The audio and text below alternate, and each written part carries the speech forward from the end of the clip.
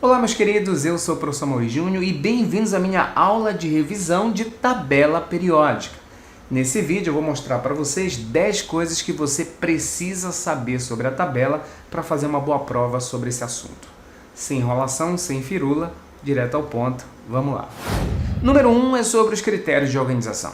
Esse layout baseado em linhas e colunas foi aproveitado pelo inglês Henry Moseley para colocar 2 critérios de organização.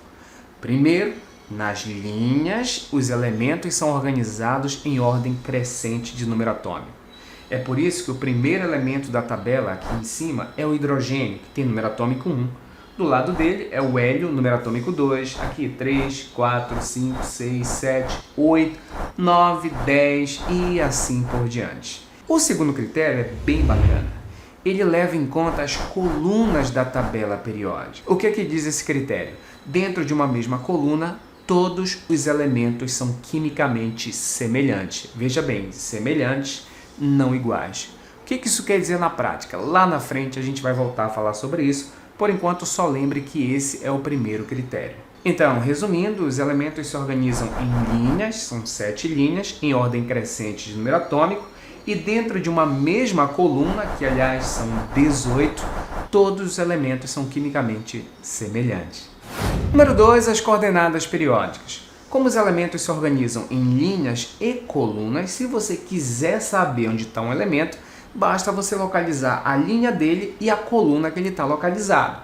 Só um detalhe, a partir de agora a gente vai começar a chamar as linhas de séries ou períodos e as colunas de grupos ou famílias. É a mesma coisa. Então vamos ver um exemplo bem aqui. Vamos supor que eu precisasse localizar o elemento berílio bem aqui, número atômico 4. Para localizá-lo, eu preciso saber qual é a linha que ele está localizado. Nesse caso, ele está na segunda linha ou segundo período. E ele está nessa coluna bem aqui, ó, a coluna 2. Ou seja, ele está no grupo 2 ou família 2. Outro exemplo, olha o ouro bem aqui, número atômico 79. O ouro, ele está nessa linha bem aqui, ó, é a sexta linha ou sexto período. E ele está nessa coluna bem aqui, ó, que é a coluna 11 ou grupo 11. Pode falar família 11 também, não tem problema nenhum. Último exemplo, o cloro bem aqui, número atômico 17. O cloro ele está na terceira linha, tudo bem? Ou seja, ele está no terceiro período. Ele está nessa coluna bem aqui, ó, coluna 17, ou grupo 17, ou família 17. É a mesma coisa. Deu para entender? Agora, ó, o contrário você tem que saber fazer também. Se eu der uma localização, você tem que saber achá-lo na tabela periódica. Por exemplo, o elemento que está no quinto período na família 13. Acha aí. Quinto período, família 13. Achou? É o índio, bem aqui, número atômico 49. Acha o elemento que está no quarto período, família 16. Achou? É o selênio, número atômico 34. Então pronto, agora você já sabe como é que acha um elemento químico dentro da tabela periódica, levando em consideração o período e a família desse elemento. O número 3 é sobre os tipos de elementos. Você sabia que só olhando para a posição do elemento da tabela periódica dá para saber qual é o tipo de elemento que a gente está lidando? Vamos lembrar aqui que a gente tem basicamente 3 tipos de elementos na natureza. A gente tem essa galera aqui que a gente chama de gases nobres, que são gases especiais. Aqui à nossa esquerda a gente tem os não metais ou ametais, e bem do ladinho, à nossa esquerda também, a gente tem os metais. Tá? Então vamos juntar aqui a tabela periódica. A última família são os gases nobres. Do ladinho a gente tem os ametais ou não metais. E bem aqui a gente tem os metais. Um detalhe, perceba que o hidrogênio ficou de fora da nossa classificação. É porque não há um consenso sobre qual tipo de elemento o hidrogênio pertence, apesar de que a maioria dos químicos consideram o hidrogênio um ametal. Então você pode considerá-lo um ametal sem problema nenhum, só não pode dizer que ele é um gás nobre ou um metal. Isso o hidrogênio não é. Você pode dizer que ele é único e não faz parte de nenhum desses grupos, ou você pode colocá-lo no grupo dos ametais se você quiser, sem problema nenhum. Número 5, os blocos A e B da tabela. Para ficar bem clara a ênfase e a organização, alguns químicos tiveram a ideia genial de separar a tabela em 2 grandes blocos.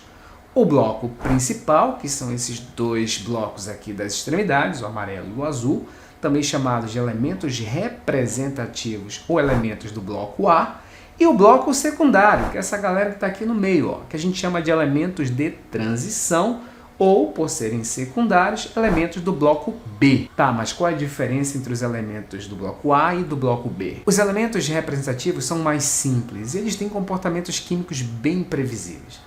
Por isso, são bem fáceis de se organizar. Já os elementos de transição são mais complexos e bastante imprevisíveis. Quase sempre quebram alguma regra de organização da tabela periódica. O fato é que a gente pode usar essa distinção A e B dentro das famílias para facilitar a nossa comunicação sobre esses elementos simples e complexos. Então, a família 1, que é a família dos metais alcalinos, a gente pode chamar de família 1A. A segunda família, também representativa, é a família 2A. Então, 1A, 2A. Agora perceba a terceira família da tabela periódica, que é a família do escândio. É a terceira família, só que dos elementos de transição. Então, a gente vai chamá-la de 3B. Seguindo essa lógica, 4B, 5B, 6B, 7B, 8B, 9B, 10B.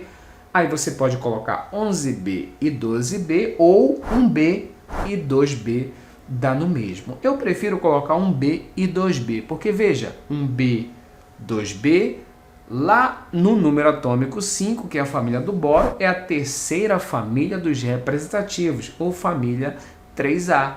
Então pronto, 1B, 2B, 3A, 4A, 5A, 6A, 7A, família 8A ou família 0 também, se você preferir.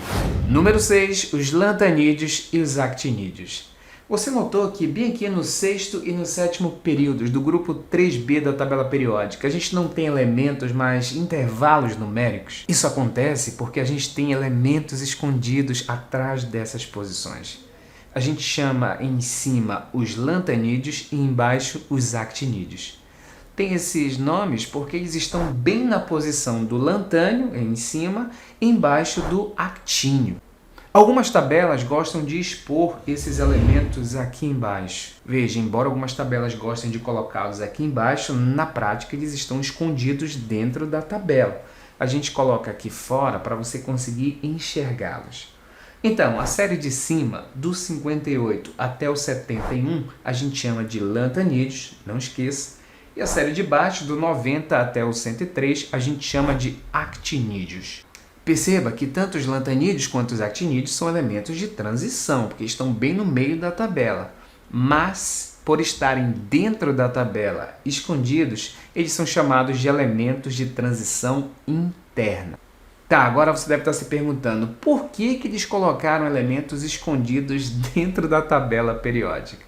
É porque se a gente fosse colocá-los no layout normal, a gente teria algo desse tipo bem aqui, ó. Ficou um pouco grande, né? Nada prático. Assim, como os lantanídeos e os actinídeos são elementos pouco trabalhados, tanto no ensino fundamental quanto no médio, até por uma questão de complexidade, eles têm vários problemas relacionados à organização, a gente costuma omiti-los dentro da tabela periódica, lá, sem mexer com ninguém. É justamente por isso que eles são chamados também de elementos de transição interna, porque estão escondidos na tabela periódica. Então, resumindo, aqui dentro, os lantanídeos e os actinídeos, a gente tem os elementos de transição interna, aqui fora, os elementos de transição externos e, você já sabe, os dois extremos, elementos representativos. Número 7, da estabilidade nuclear. Do número atômico 1 até o 82, todos os isótopos mais comuns têm sua energia nuclear estáveis. O que isso quer dizer na prática? Que eles não são radioativos, você pode manipulá-los sem problema nenhum quando você quiser. Agora, passou do 83, ou seja, do 83 em diante, todos os isótopos são radioativos, ou seja, fique longe deles. Número 8, da natureza dos elementos. Você tem que saber que do elemento número atômico 1 até o 92, todos são encontrados na natureza. Ou seja, são todos naturais. Que é o 92? O 92 é urânio. Então, o urânio ele é o último elemento químico natural, encontrado na natureza. Tem algumas exceções aí abaixo do urânio, mas a gente não vai comentá-la aqui, tá bom? Não é de nosso interesse. Passou do 92, ou seja, 93 em diante, todos os elementos são criados em laboratórios, ou seja, eles são elementos artificiais. São também chamados de elementos transurânicos. Beleza? Então, meus queridos, essa aqui é a primeira parte desse vídeo revisão. Eu mostrei aqui 8 coisas importantes que você precisa saber sobre a tabela periódica, mas tem mais 2 que são de extrema importância. E eu vou deixar para um outro vídeo, porque esse vídeo aqui vai ficar muito longo, tá bom? Vejo vocês na parte 2, onde eu vou mostrar para vocês como que a gente pode usar a tabela periódica para fazer a distribuição eletrônica inteira, sem precisar usar o diagrama de Pauli. Até o próximo vídeo. Muito obrigado. Tchau.